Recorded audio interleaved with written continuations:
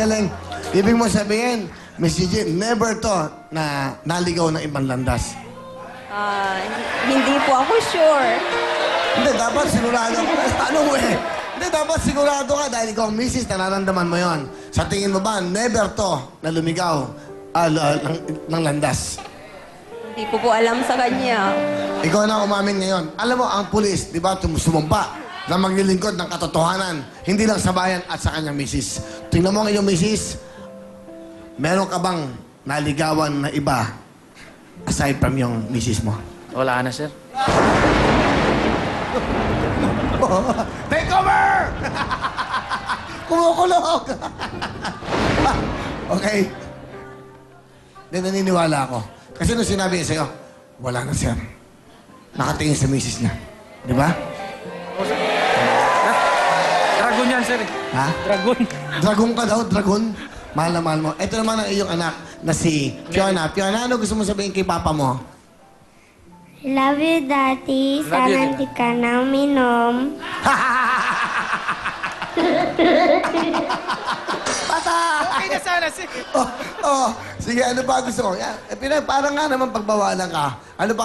Okay na, huwag ka na raw uminom. Ano sabihin mo sa anak mo? Huwag kang mag-alala, anak. Konti-konti na lang. Ang cute eh, no?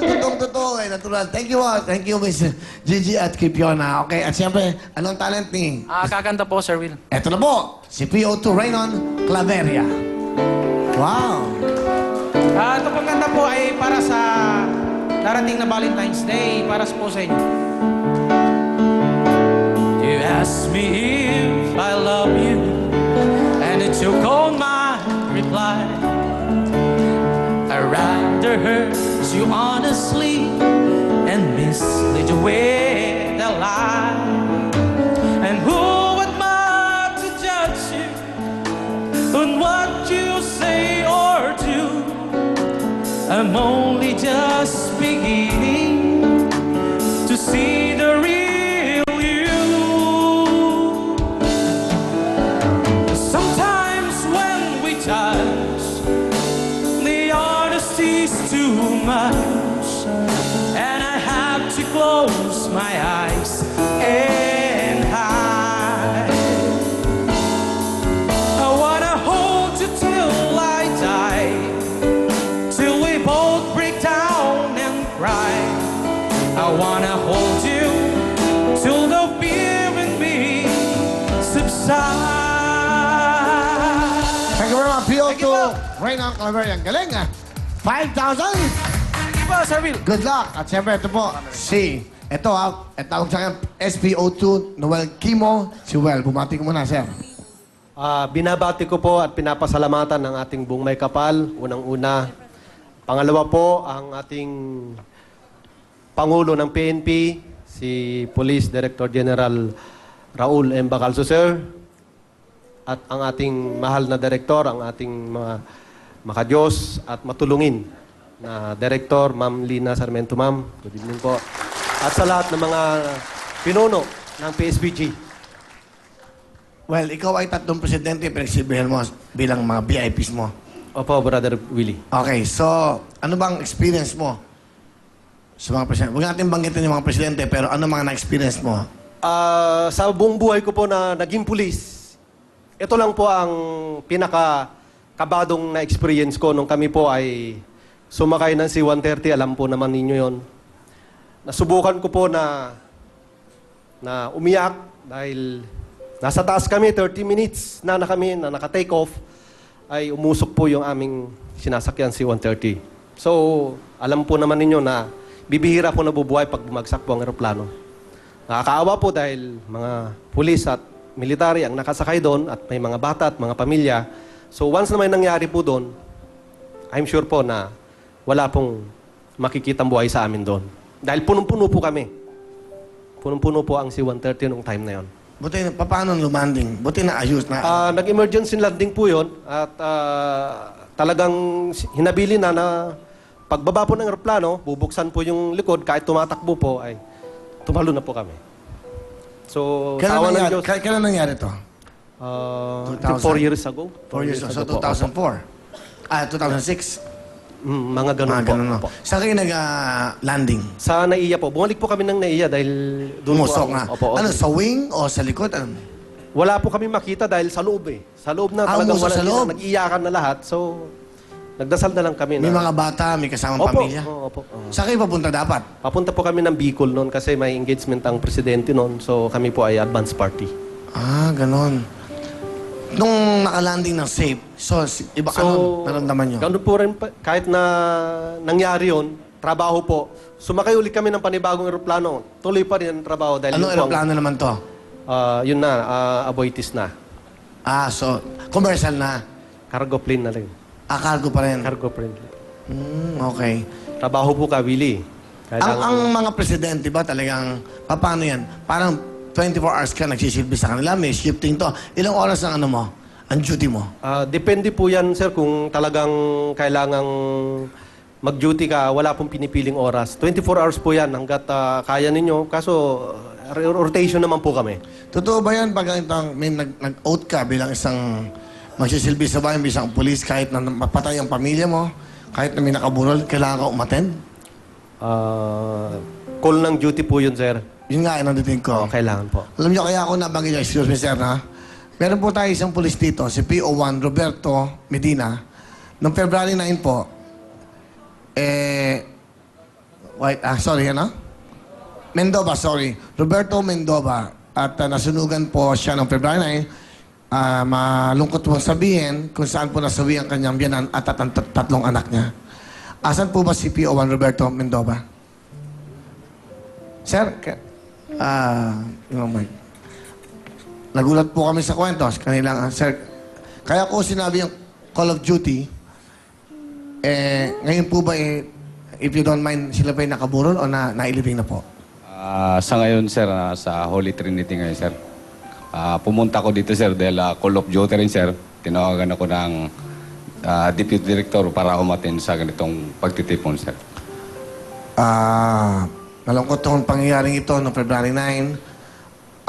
Tatlo po niyang anak ay nasawi sa sunog. At nung nadinig ko ito, medyo sabi ko, Call of Duty, nagsasaya dito, pero meron kayong dinadamdam sa puso nyo. I hope you're okay. Meron ba kayong mensahe o may gusto kayong sabihin sa inyong mga kasama? O meron kayong nararamdaman na gusto sabihin sa amin para makapagbigay inspirasyon sa iyong mga kasamahan? Sir, at the time, sir, ng duty ko, sir, hindi ko alam, sir, ng mga anak ko, sir. Dapat ang anak ko ang nasa safekeeping sa akin dahil kami magulang o ama. Dahil sa Call of Duty, sir, kailangan namin safekeeping muna ang VIP namin bago ang pamilya namin, sir. Pangalawa lang, sir, ang pamilya namin dahil nakapangako kami, sir, sa PNP na once pumasok ka sa PNP, sir, pag-aari ka na ng gobyerno, sir. Ang pamilya, sir, ay pangalawa lang sa trabaho namin, sir. Ngayon, kung ito lang, sir, ang maano ko, sir, sa mga anak ko, sir, na yumao, sir. Sana nasa maganda silang kalagayan ngayon, sir. Alam nilang naiintindihan, sir. Sa hanap buhay, sir, hirap ng buhay ngayon, sir. Kailangan pa rin namin mag-go on dahil may mga kinabukasan pa rin na nag-aantay sa amin at tumaasa sa panginaharap, sir. Malungkot itong pangyayaring to. But alam nyo, ganun talaga ang buhay. Kasama sa buhay natin yan. Sa mga tatlo niyong anak, ilan po bang anak nyo? 5 yun, sir. Ang panganay ko po ay 14 years old. Pangalawa, 12 years old, tsaka 9 years old, sir. Lahat po sila, sir, ay magkakasunod, sir. Yung namatay, sila ba yung namatay, yung mga edad na yon? Yes, sir, yes, sir. At that time, sir, Lunes, sir, di-off ko, sir. At dahil Lunes hanggang Biyernes, sir, ay nagwo-work kami sa VIP namin, sir, nagsisecurity. Then, nakiusap ang VIP namin, sir, bagamat off-duty namin, sir, nakiusap ang VIP namin na securityhan namin, sir, dahil may importanteng pupuntahan, lalo na sa out of town, sir. Hindi mo ba nasabi yun sa namumuno sa inyo na, sir, susunog yung mga anak ko, Kailangan ko lang umuwi ngayon. Pwede ba magpaalam ako sa iyo? No, sir, kasi hindi, at that time, sir, hindi ko pa naman alam, sir. Paano nyo nalaman? Sir, tumawag na lang, sir, yung pinsan na misis ko na, Bert, umuwi ka man dito, emergency. Umuwi nga ako, sir, ng mga oras na yon. Hindi, lahat ng malapit na ako papunta sa bahay, sir, may mga bumbero, sir. Hindi ko naman in-expect na bahay pala ng biyanan ko noon, sir, na nasunog. But before that, sir, nasunog, sir.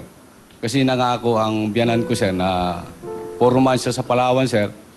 Nagbakasyon at umuwi dito, sir. Namimiss naman siya ng mga anak ko, sir, na 3. At dinalaw niya lang siya, sir, at natulog lang ng isang gabi. Yun ang nangyari, sir. Saan ba nasunog? Saan ba sila nasunog? San Antonio, Baletin, sir. Pagdating nyo ngayon doon, nakita nyo masusunog. Sinabi na ba sa'yo nasusunog ang mga bata? No, sir. Wala pa nagsabi, sir. Siguro sa pulis ako, sir. Kilala ko doon sa bahay na yon. Walang nagsasabi sa akin maraming tao. Isa lang ang naglakas loob sa akin, sir, kasi karami naman, sir, ng nasusunog na bahay, ang taong nakakaligtas. Pero sa anak ko, sir, nasunog. Hindi sila nakaligtas, sir. Lahat sila nandoon sa taas ng bahay. Ngayon masakit tingnan na nakita ko yung mga anak ko na sa isang gilid ay puro tupok na. Nawala yung 3 kong lakas sa inspirasyon sa buhay, sir, sa paghahanap buhay bilang pulis. Sana sa mga kasama kong pulis, kahit